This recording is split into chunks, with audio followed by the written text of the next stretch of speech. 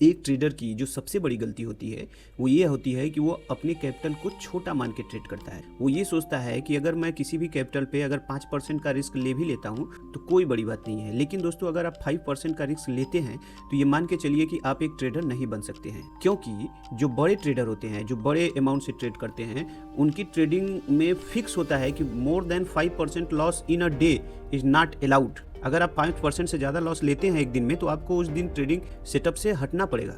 इसलिए भले आपका कैपिटल 1 लाख हो, 10,000 हो, तो आप अपने रूल को फॉलो करिए। कभी भी 2%, 1% से ज़्यादा रिस्क या लॉस न लीजिए। एक ट्रेड में 1% से रिस्क तो लेना ही नहीं है। दोस्तों यह 1% रिस्क होता क्या है, आइए समझते हैं। जैसे आपने कोई भी चार्ट देखा और आपने चार्ट को एनालाइज किया तो आपको पता चला कि यहाँ पे जो रिस्क है वो इतने पॉइंट के बाद जो है स्टॉप लॉस हो सकता है, यानी कि इतना पॉइंट के बाद अगर मार्केट जाता है तो इसका मतलब कि आपका ट्रेड गलत हो गया है, वहाँ से आपको स्टॉप लॉस एक्सेप्ट करके बाहर होना पड़ेगा। तो दोस्तों जब भी आपने स्टॉप लॉस डिसाइड कर लिया उसके बाद सेकंड काम होता है कि आप अपने पोजीशन साइजिंग को डिसाइड करिए, क्योंकि जो पोजीशन साइजिंग होगी उसी हिसाब से आपका स्टॉप लॉस हिट होगा।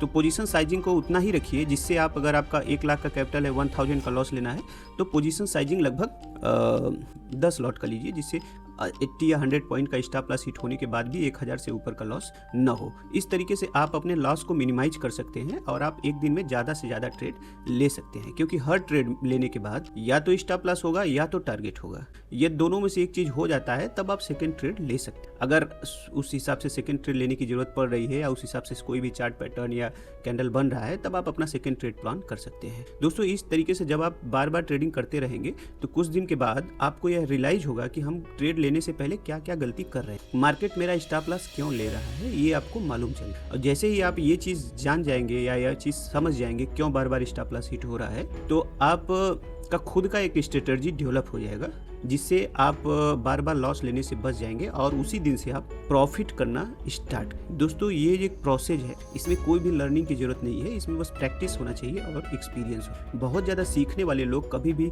स्टॉक मार्केट में प्रॉफिटेबल नहीं हो पाते, क्योंकि स्टॉक मार्केट सीखने का गेम नहीं है। एक नॉर्मल बेसिक जानकारी होनी चाहिए, उसके बाद आपको प्रैक्टिस करने की जरूरत है, क्योंकि प्रैक्टिस में आपको ये सीखना है कि कैसे हम लोग स्टॉप लॉस से बचें और टीपी या टारगेट को अचीव करें।